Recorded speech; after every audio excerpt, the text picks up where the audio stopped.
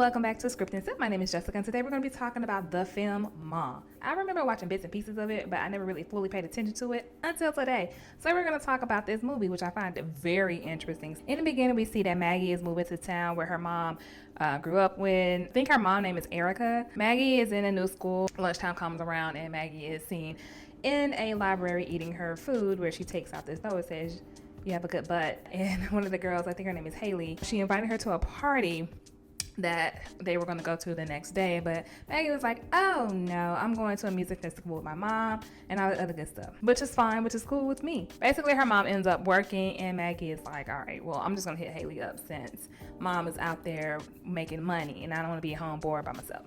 She hits Haley up, so Haley, Darrell, or was it Darrell or Daryl? I think it was Darrell. But Haley, Darrell, Chaz, and what was the boy name?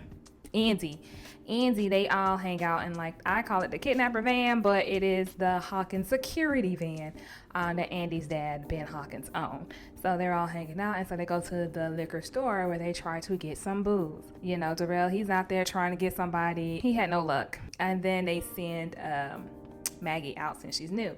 Maggie goes out there and she gets luck with Ma, and that's where we meet her. Ma works at a veterinary. She works as a she's not a veterinarian, maybe like a vet tech or something like that. She ended up getting the booze for them, and they go to the, what is it? I call it a pile of rocks. Mom makes an anonymous call to Ben Hawkins, Andy Hawkins' dad, and it's just like, "Hey, your son is over there at the pile of rocks drinking." And Andy's like, Ben is like, "Who is this?" While he's over there getting, fast forward a little bit, she ends up buying booze for them again, but this time she's like, "Why don't y'all just come back to my place? I got a whole basement. You know, if you're gonna drink this stuff, I'd rather you do it downstairs in my house so y'all can be safe." That's her little excuse, okay? It starts off all nice and good. Everybody's having fun. Ma's the place to be, okay? Darrell actually gave her that name. He was like, "So you got some pizza rolls, Ma?" And she's like, "Ma." So she just took that and ran with it. And Ma is having these flashbacks, okay? Ma's having flashbacks on when she was a teenager and how their parents was treating her. Mine is the real parents, because I don't remember seeing the real parents in the mix of all of them. But we saw, like, the main ones, Ben Hawkins, Mercedes, and we saw Maggie's mom. Okay, she had this real huge crush on Ben, and Ben didn't like her, but Ben played with her. They kind of all played with her, and after that, I feel like that really messed with her mind, because she don't even let her own daughter go to school. She feels like her daughter's gonna get picked on and stuff like that. Everything is all going good and well and dandy. She gets their numbers, and she puts not a freezer, what is it? A cooler of, I'm just gonna say a cooler, but maybe like a box of alcohol by Andy's truck. Or van or whatever, and she sends like this video, and Maggie makes a good point, because I feel like Maggie knew from the get-go, like, something's up with this lady, but Maggie is like, "How did she get her numbers?"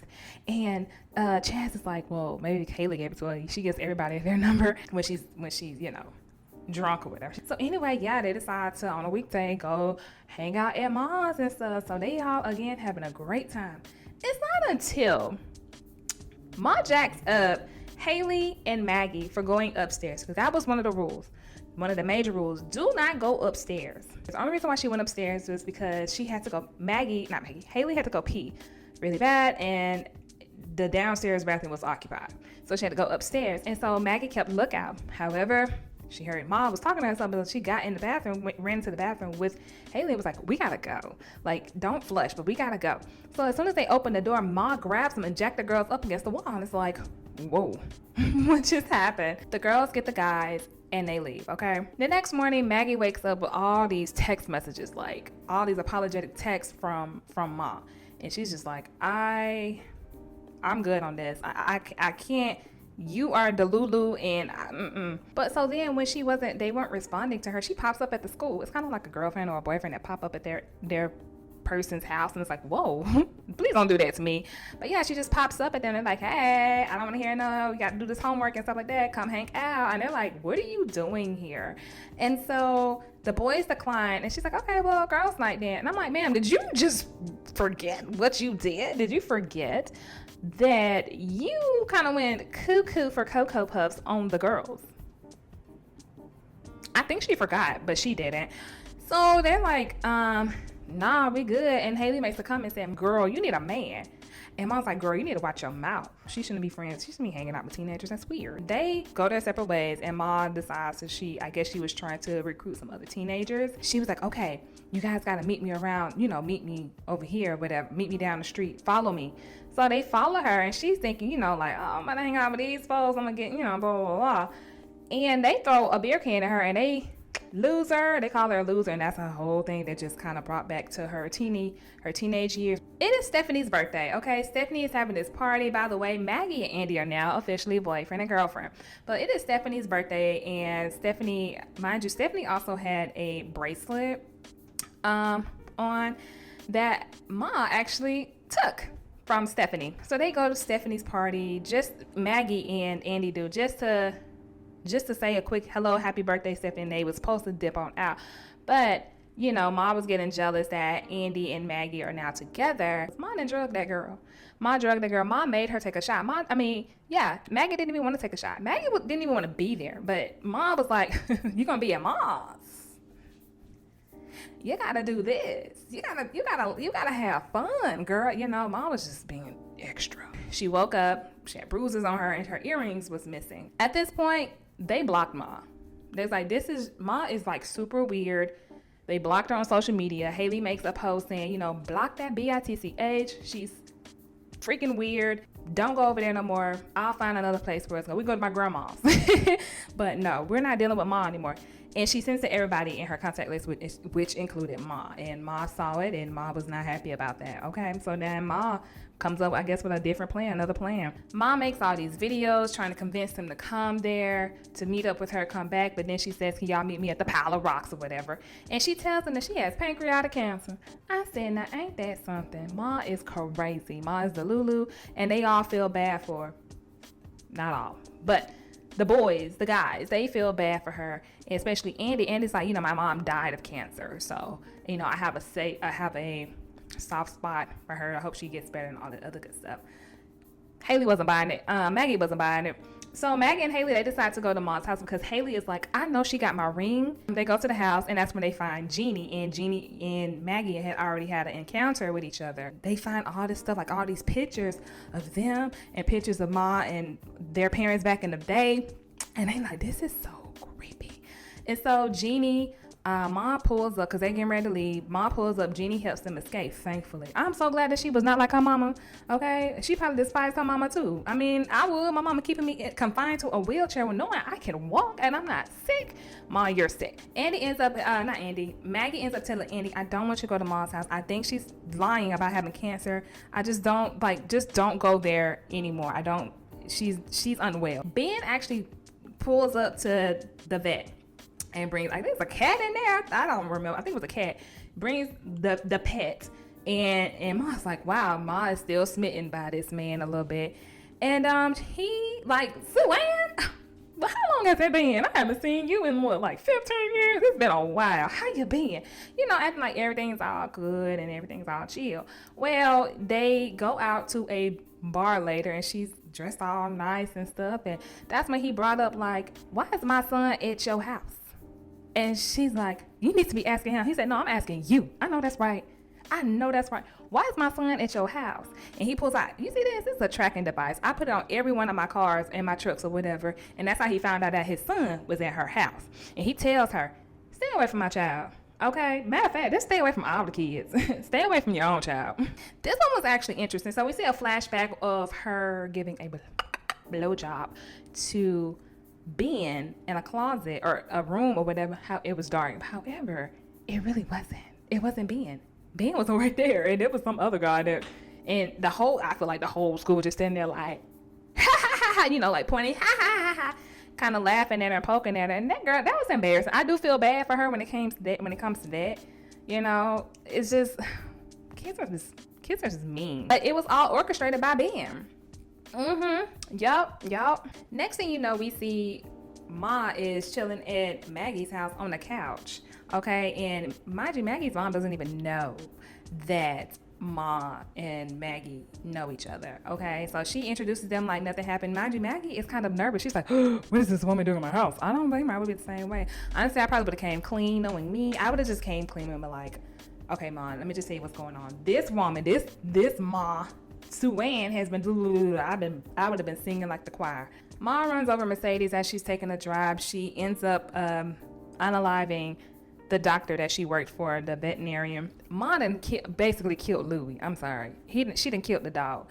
And Suanne is like, not Suanne. Erica was like, I'm gonna just call Suanne. She's like, no, don't do it. No, don't do it. So that's when she tells her everything what's going on. Suanne, not Suanne. Lord, why I keep calling Erica Suanne? Erica runs into Ma at the liquor store, and she's telling her, you're sick, you need help, stay away from my daughter and all this other good stuff. But Mom was getting bad with it. She's like, basically, she was still kind of having that high school mentality, like popularity mentality, like, oh, how does it feel to not be popular? How does it feel? And I'm like, oh my gosh, she has the mentality of a freaking 15-year-old. It's crazy. Ben pops up at Ma's house, and basically, he's like, you know what? I warned you. You didn't learn, but Ma ends up basically drugging him and then takes him up to the room, and yeah. So Maggie's on house arrest. Her mom puts her on house arrest, like, you can't go nowhere. You can't go to this lady's house. You can't go to Andy's car. You can't go nowhere because I don't trust you. And I can't even be upset about this. She's like, I don't trust you. Tomorrow we're going to go run errands together. So Maggie's like, you know what, whatever. But she gets a video message from Ma. And she's like, look where you are. You're missing out. Look who I'm with. Like, this is my man. Thanks for the earrings. I don't have no earrings on. But she's like, thanks for the earrings. And that's what, it's sitting Maggie over there. She's like, okay, I got to go save my man. And I got to get my earrings. So she sneaks out and she goes to Ma's to try to get her friend. Her man and her friends, I'll say. But they're all just, they're too gone. Ma done drug these folks and they're just too gone. She catches Maggie upstairs and she drugs her with the stuff that they do with the pets. And she wakes up and they're all tied up by the neck. So yeah, Ma starts to do her thing with her torture with these young teenage kids. Then the sheriff comes to the house, okay? By this time, Erica saw that Maggie is gone. And the sheriff comes to the house, and she ends up shooting the sheriff, and then blamed it on Jeannie. He heard like stuff going on downstairs, and she's like, "You made me shoot him," and she's like, "No, I didn't. Get your up and help me bring this body in." I was like, "Oh my God, this lady is crazy. This lady is delusional." So yeah, they bring the body in, and mind you, there's still a body upstairs, and then you got all the little bodies that's still alive downstairs. So anyway, Ma goes back down. She ends up Andy. Towards the end, they get saved. Okay, Jeannie comes to the rescue and say, Ma, he's still moving. Help me, Ma, help me. When I open up that door, Jeannie whocks her with a cast iron skillet. That's what it looks like to me. And she goes and frees all the kids, but then Ma, like, when she did that, Ma fell, like, the candles, it lit the place downstairs on fire. But then, Erica and Stu, they open up the thing, and the kids run out, but then she's, like, holding her baby. And this is the thing. Okay, so Ma is holding her baby, and they're asking for help, and Maggie tries to help, but Erica's like, no, and I'm like, y'all better help this girl. She helped your daughter. Help her. So I was getting a little upset. Like, what do you mean? No. So she's like telling her, I'm so sorry. I'm so sorry. I'm so sorry for doing all of this. I'm so sorry. And she's apologizing, and Ma ain't trying to hear it. But anyway, Maggie was able to grab a knife and Ma, and Erica's like, Maggie. And I'm like, no, she needed to do this. What do you mean, Maggie? She needed to do this. And then Jeannie breaks free and runs to Erica. And then here's the thing that got me too.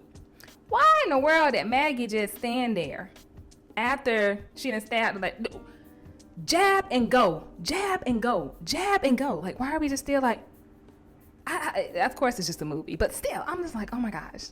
Can we just leave? Can we leave, please? So they finally ended up leaving after the thing. Ma goes upstairs and she's looking out the window, and they're just all congregating outside the lawn. And I'm like, why are we just still standing out there in the lawn? This lady got a gun. She literally just shot the sheriff. I shot the sheriff. But however the song goes, she literally just shot the sheriff. And Jeannie, tell these people y'all gotta go. But okay. Ma looks out the window. Maggie is up there looking at her. And then Ma goes upstairs and she lets the house burn down with her laying next to Ben. What she always wanted. A fiery romance. But I am crazy. But anyway, that was the whole summary of Ma, and it was quite interesting, I will say. Ma is one of those movies that I probably would not watch again. Probably not. But I ain't gonna lie, Octavia Spencer did her thing with this role. She's a great actress, I will say. Yeah, it was nice seeing her play a villain. Anyway, thank you guys for joining me. I will see you guys in the next video. Bye.